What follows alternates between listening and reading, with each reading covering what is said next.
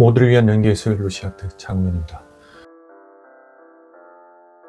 오늘은 트라우마에 대해서 이어서 얘기를 할 텐데요. 트라우마를 치유하는 방법에 대해서 말씀을 드릴 거고, 기본적인 원리를 말씀드리고, 이것들을 바탕으로 일상에서 어떻게 하면 트라우마 반응이 지속될 수 있지 않도록 도움을 줄 수 있는지, 또 예방할 수 있는지, 이런 응급조치에 대한 얘기를 해보도록 하겠습니다. 특히나 아이들을 대상으로 어떻게 하면 보호자로서, 성인으로서 주변에 이런 사건을 경험하고 이것들이 트라우마 반응까지 연결되는 것들을 막을 수 있는지에 대한 이야기가 될 것 같네요.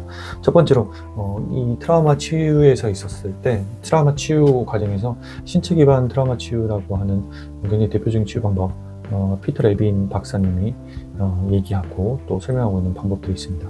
소매틱 익스피리언스라고 해서 SE로 얘기로 하긴 하는데요. 어쨌든 이것들의 핵심 컨셉은 이거예요. 자연 상태에서 초식동물이 육식동물에게 사냥을 당하는 과정에서 너무나도 극심한 공포와 놀란 반응을 통해서 얼어있는 부동 상태를 경험하고, 즉 트라우마 사건을 경험하고, 다행히도 살아남은 상태에서 다시 원상복구하기 위해서 일어나는 신체 반응들, 얼음이 됐던 몸이 서서히 떨리기 시작하고, 그냥 일정 시간, 어느 정도 시간이 몸이 떨리기 시작하는, 몸이 떠는 반응들을 보입니다.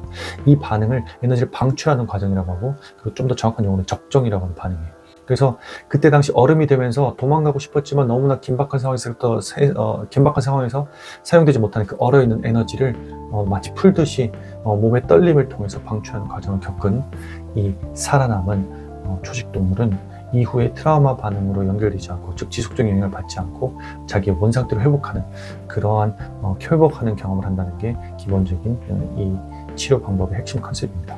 그래서 사람으로 친다면 울거나 몸이 떨리는 과정을 자연스럽게 경험해 준다면, 그걸 통해서 트라우마의 자극에 의해서 극심한 공포와 두려움 때문에 갇혀있던 에너지를 방출해주고 적정 수준을 맞춰준다면, 이것들이 트라우마를 치유하는, 또 예방하는 굉장히 중요한 방법이 된다는 게 핵심 컨셉이에요. 그래서 아이들의 경우에 대해서 빗대어서 한번 얘기해 보도록 하죠. 자전거를 타고 가다가 어딘가에 부딪혀서 크게 넘어졌을 때, 이때 어떻게 대처할 것인가 순서적으로 말씀드릴게요.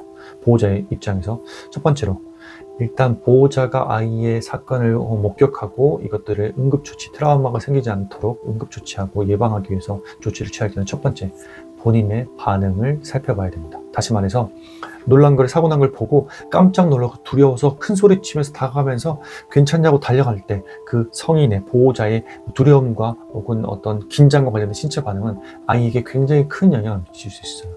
그래서 괜찮다고 생각할 수도 있고 아무렇지도 않은데, 이 공포 반응을 통해서 처음으로 본 성인의 얼굴이 자기가 가지고 있던 사건의 심각성으로 연결되기도 하고 더 두렵게 만드는 공포 반응이, 감정이 전이 되기도 하기 때문에 아이의 첫 번째로 보게 되는 보호자의 반응이 굉장히 중요합니다. 그래서 걱정이 되고 긴장이 되겠지만 놀라서 다가가거나 호들갑이라는 단어 좀 그러네요.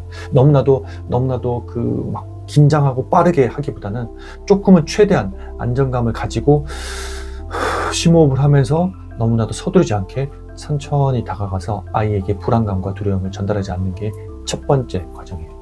두 번째는 아이가 보통은 넘어지면 벌떡 일어나서 괜찮다고 하거나 혹은 뭔가 아무렇지도 않은 반응을 할 가능성이 높습니다. 왜냐하면 자기가 자전거를 타고 가다가 자기가 실수를 해서 넘어졌을 가능성이 크기 때문에, 그랬을 때 자기가 잘못했기 때문에 이것들에 대해서 괜찮다라고 해야지만 스스로 그 상황에서 잘 반응한다라고 무의식 중으로 생각할 수도 있어요. 무의식 중에. 그렇기 때문에 보통은 괜찮다고 하고 자리를 벗어나거나 다시 원래대로 자전거를 타거나 혹은 뭔가를 아무렇지도 않다는 반응을 보일 가능성이 큰데요. 그렇게 반응하더라도 일단 첫 번째로 다시 잠시 아이를 앉히거나 안아주거나 안전하게 잠시 휴식을 취할 수 있도록 그렇게 행동을 취하고요. 그리고 아이에게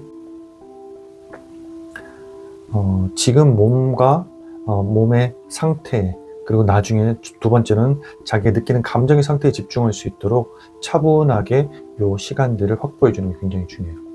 그래서 조금 몸을 떨 수도 있고 긴장 반응에서 항상 몸이 차가울 수 있으니까 따뜻하게 덮어줄 수 있는 옷이 있다면, 그리고 주변에 뭔가가 있다면, 담요 같은 게 있다면, 담요가 없을 수도 있겠죠. 이렇게 따뜻하게 감싸주는 게 첫 번째, 몸을 따뜻하게 해주는 거, 긴장을 완화할 수 있도록. 두 번째, 필요하다면 또 가능하다면 손을 심장 뒤쪽, 등 쪽에 대서 따뜻하게 온기와 안정감 줄 수 있는 제스를 취해서 아이가 안정을 취할 수 있도록 도와주는 겁니다. 그러고 난 다음에 하는 다음 단계는 아이가 부딪힌 부분, 자극을 받은 신체 부분의 감각에 집중하는 겁니다. 어디 부딪혔어? 혹은 어디가 아파? 라고 해서 아이가 거기에 대해서 대답하면서 그 부딪힌 부분과 신체 감각, 근육에 포커스를 맞출 수 있도록 도와주는 거죠. 그래서 어디가 아픈지, 어느 정도 아픈지를 얘기할 수 있도록 대화를 할 텐데요. 여기서 중요한 거는 질문을 하고 아이가 대답할 때까지 천천히 기다려주는 겁니다. 1분, 2분 그 사이에 간격이 있을 수도 있지만 서두르지 않고 천천히 아이 스스로 생각하고 느끼고 대답할 수 있도록 기다려주는 거죠.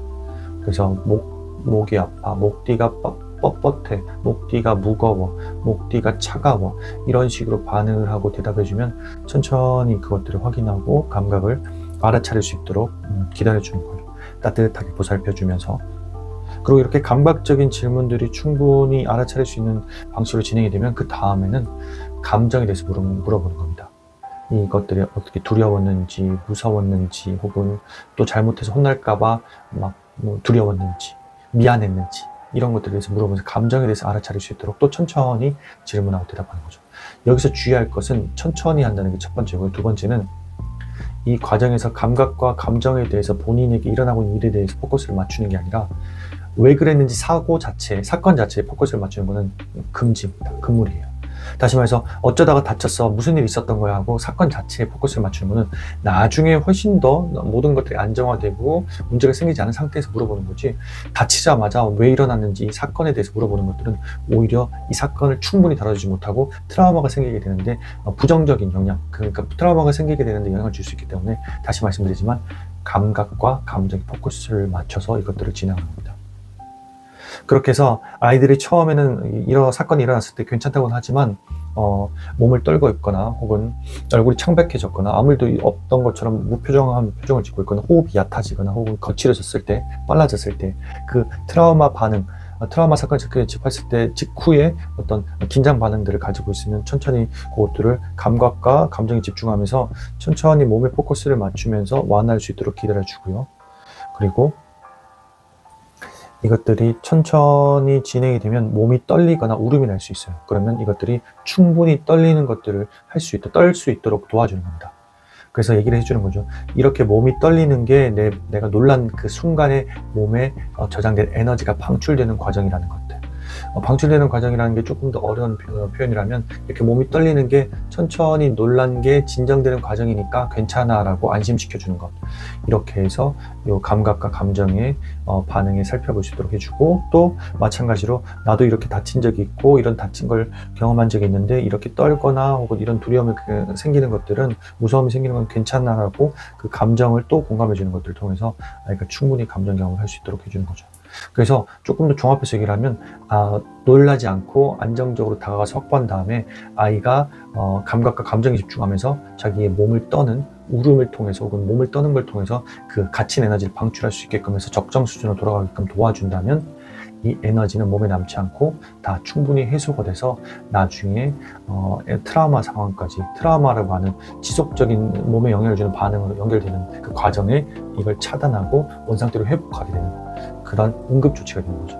그렇게 한 다음에 나머지는 또 잘 보살펴주는 게 중요할 것 같아요. 물론 이 이후에 큰 사건 같은 경우는 이것들을 적정하게 그 경험을 재조정해주는 치료적인 장면이 필요하겠지만, 응급처치에서 중요한 것은 그 아이가 자기 몸에 포커스를 맞추고 충분히 에너지를 방출하는 신체적 반응을 할 수 있도록 도와주는 게 핵심인 것 같아요. 네, 여기까지가 트라우마에 대한 얘기, 트라우마를 치료하는 치료 방법의 핵심적인 컨셉, 그리고 아이가 사고를 당했을 때, 낙상했을 때, 무언가가 신체적 충격이 있었을 때 이것들이 트라우마 반응을 통해서 지속적인 부정적 영향을 주는 것들로 발전하게 되는, 스몰 트라우마로 발전하게 되는 과정을 찬찬히 살펴보고 그 과정들로 이어지지 않도록 조치를 취하는 응급조치에 대한 이야기였습니다. 네, 여기까지 말씀드렸고요. 또 질문 있다면 댓글로 해주시고 저는 또 다음에 관련 주제로 말씀드리겠습니다.